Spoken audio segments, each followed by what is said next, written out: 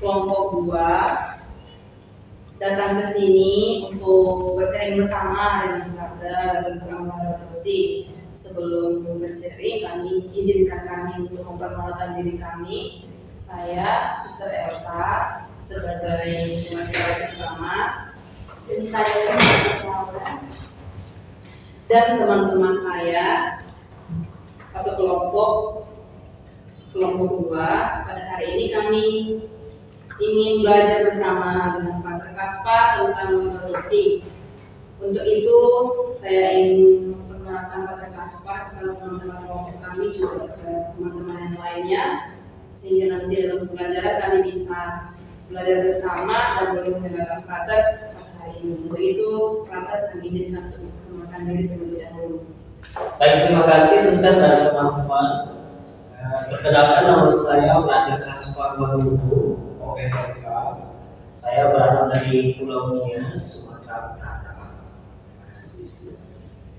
Baik, Frater, terima kasih untuk perkenalannya. Langsung saja kami akan mulai pertanyaan-pertanyaan kami tentang adopsi. Sebelumnya kami ingin mengingat kembali pesan yang pernah disampaikan oleh Bapak Paus kita, Bapak Paus Fransiskus Almarhum, yang pernah memberikan semangat adopsi kepada seluruh umat Katolik. Sebelum dia meninggal, banyak nilai-nilai rohani yang dia berikan kepada seluruh umat Katolik untuk mencintai bumi, menjaga bumi, dan melestarikan bumi. Terlebih di dunia yang semakin modern ini, Bapak Paus mengajak sebelum dia meninggal itu supaya seluruh umat Katolik mampu menggunakan atau bisa memanfaatkan segala kegiatan lingkungan itu dengan baik, mencintai, melestarikan dengan penuh kesadaran. Nah, untuk itu, Frater, kami ingin tahu lebih dalam, makanya ketika kami mendengar dari kebijakan Paus itu lewat media sosial. Namun kebetulan kami boleh berjumpa dengan Frater, apalagi Frater seorang Fransiskan. Jadi kami percaya Frater banyak pengalaman tentang adopsi. Ya, kami ingin bertanya yang pertama, sejauh ini apa yang Frater ketahui tentang semangat adopsi dan apa tantangan yang dihadapi ketika mengajak umat dalam melakukan aksi-aksi ekologis dalam semangat adopsi. Baik, terima kasih Suster pertanyaannya. Laudato Si sebenarnya itu dari bahasa Italia juga, itu dari kata Latin laudare, laudato, jadi kata imperatif itu laudato Si. Si itu bentuk kedua dari kata ganti orang Si. Jadi artinya bisa diartikan puji bagimu, tapi dalam arti spiritual ensiklik diartikan sebagai terpujilah Engkau Tuhan. Dokumen ini atau ensiklik ini dikeluarkan oleh Paus Fransiskus dan diterbitkan pada 24 Mei 2015, tapi baru dipublikasikan pada 18 Juni 2015. Dokumen ini berfokus pada pemeliharaan rumah bersama, tertuju pada lingkungan hidup, atau sebenarnya dalam tanda petik bumi sebagai rumah kita bersama. Itu pendekatan yang paling penting dalam dokumen ini. Keprihatinan Fransiskus sebenarnya itu lebih pada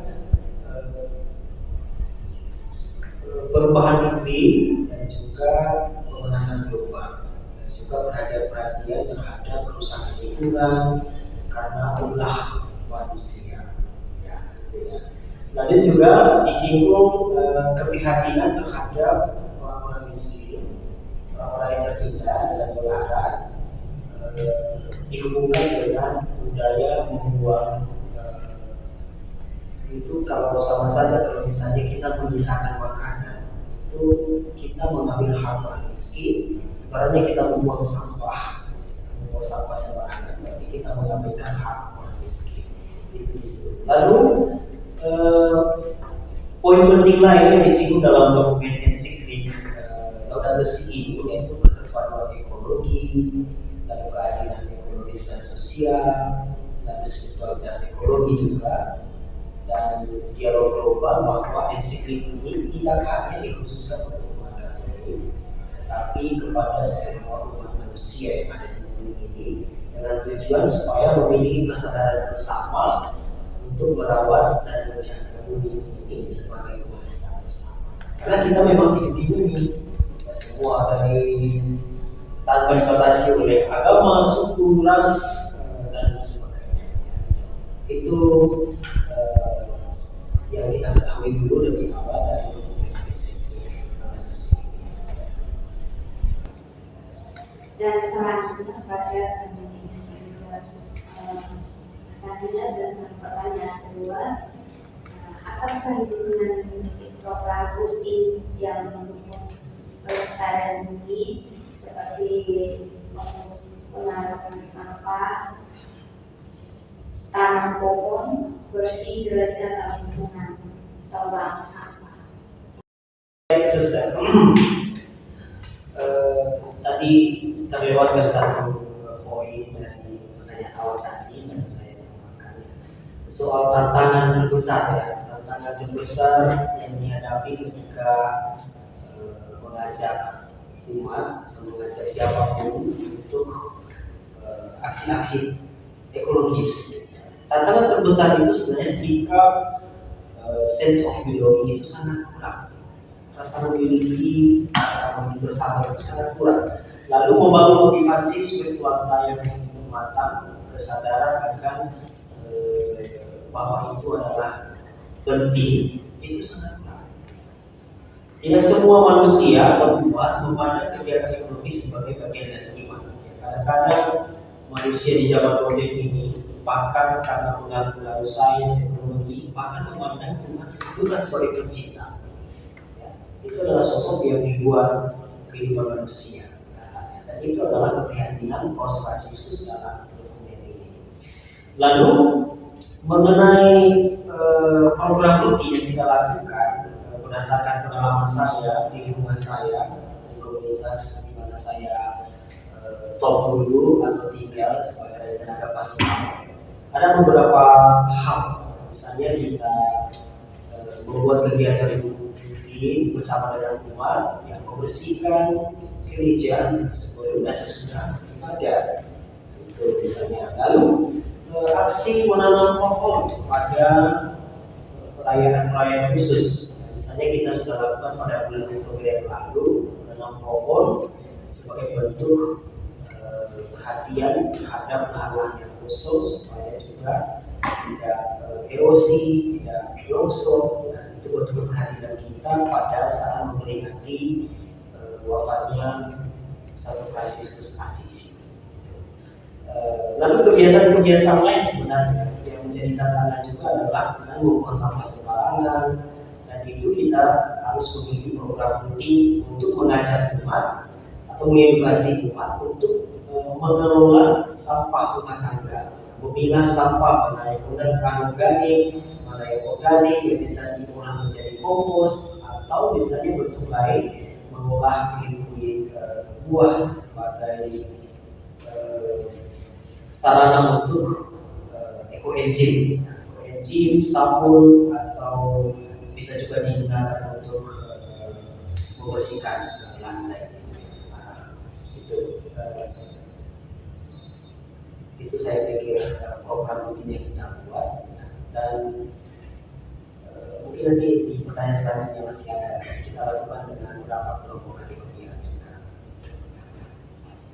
Oke, terima kasih Pak atas perjuangannya. Tadi dari pertanyaan kedua, sekarang lanjut dibaca untuk pertanyaan ketiga. Begini, bagaimana cara lingkungan untuk mengedukasi umat tentang gaya hidup ramah lingkungan, dan program apa yang kita kembangkan ke depan untuk memperkuat semangat Laudato Si di lingkungan? Baik, sebagai seorang Fransiskan Kampusi, tentu memang harus didasari oleh spiritualitas kita, ya.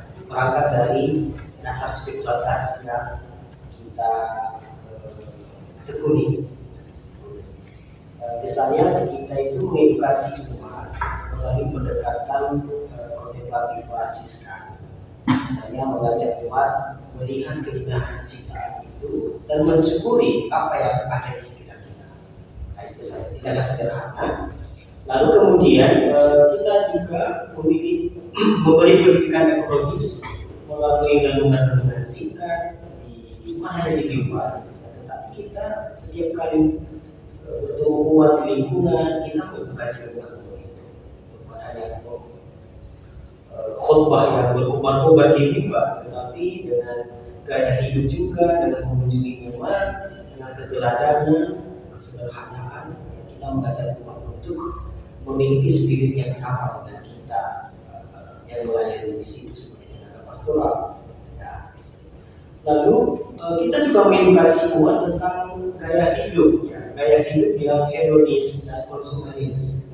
Ya, kita zaman sekarang ini banyak umat, terutama kaum muda, lebih suka memilih cara yang instan, ya, sehingga terkesan hedonisme, menikmati saja, lalu konsumerisme tanpa ada penghasilan. Lalu akibatnya apa? Kurangnya rasa memiliki, kurangnya sense of belonging itu tadi, ya. Sehingga mengakibatkan dengan tindakan saya dengan membuang sampah sembarangan saya dianggap wah itu hebat gitu ya.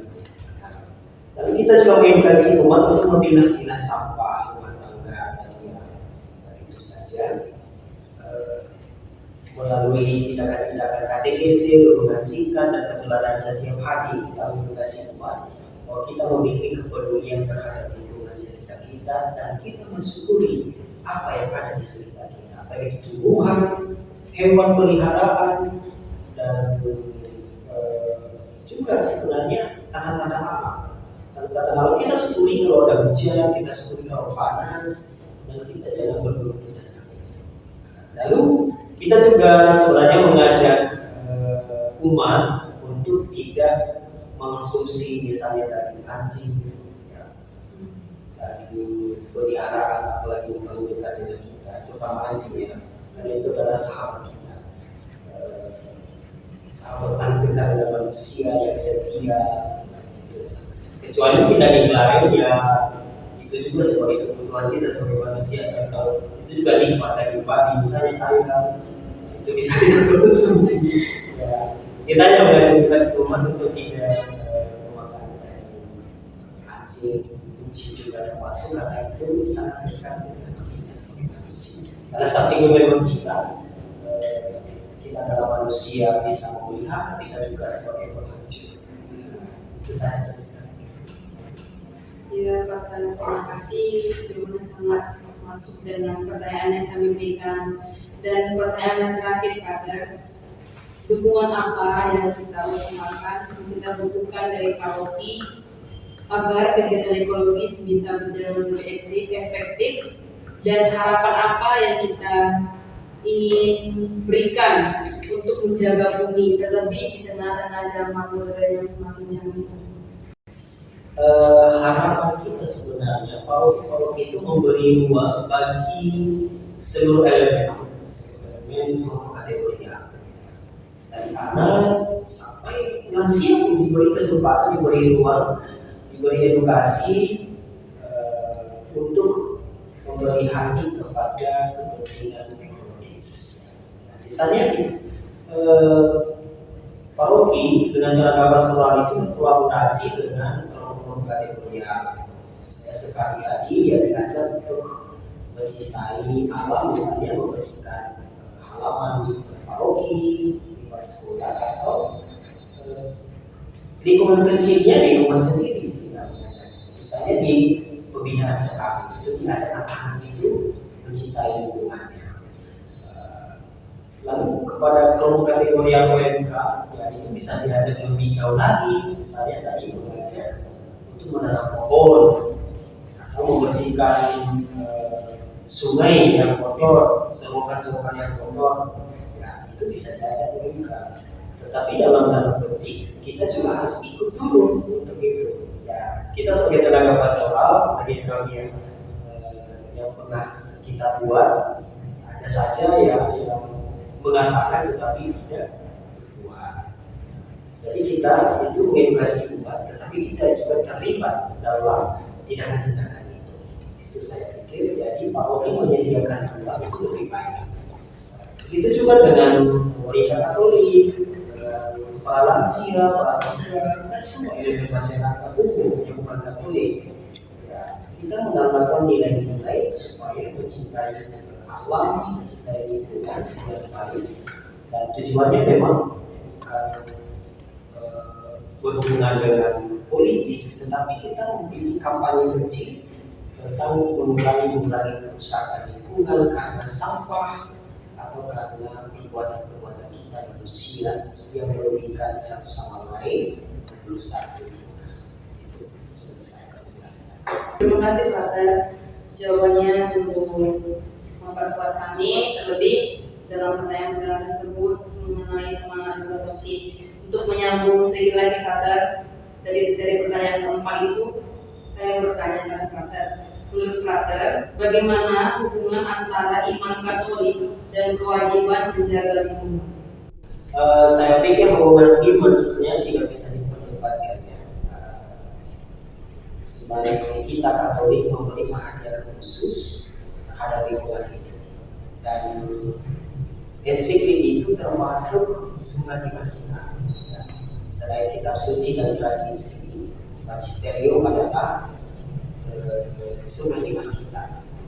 Dan magisterium itu salah satunya adalah ensiklik dari Pak Paus Fransiskus.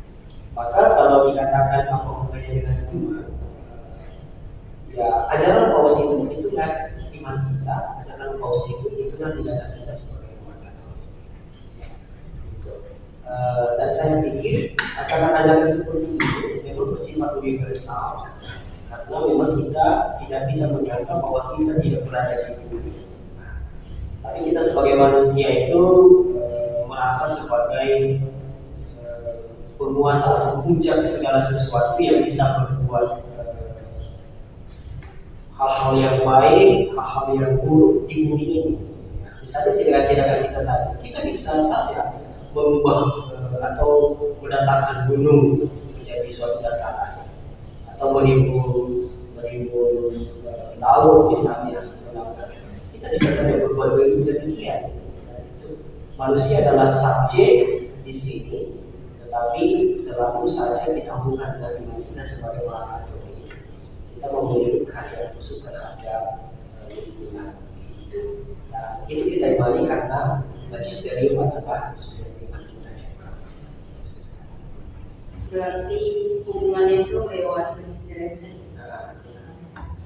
Ya, untuk menutup pertanyaan Father dan terakhir, ajakan spiritual apa yang terpenting dari semangat Laudato Si yang ingin Father tekankan kepada umat, terlebih yang ingin Father ajak kepada seluruh umat lingkungan gitu?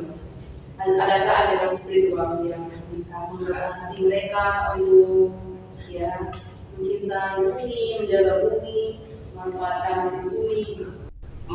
Ajakan spiritualnya sebenarnya ya karena saya sebagai seorang mahasiswa kampus ini, ajakan spiritualnya mari kita mensyukuri di mana kita tinggal, ya, tempat di mana kita tinggal, dan kita harus memiliki kesadaran penuh bahwa bumi adalah untuk kita bersama, ya, yang tidak serta-merta kita memang hidup dalam bumi, tetapi dalam periode kehidupan kita itu sebagai manusia hendaknya memberikan yang baik dan meninggalkan jejak yang diingat oleh generasi-generasi penerus kita, bahwa kita menjaga, memelihara lingkungan sekitar kita.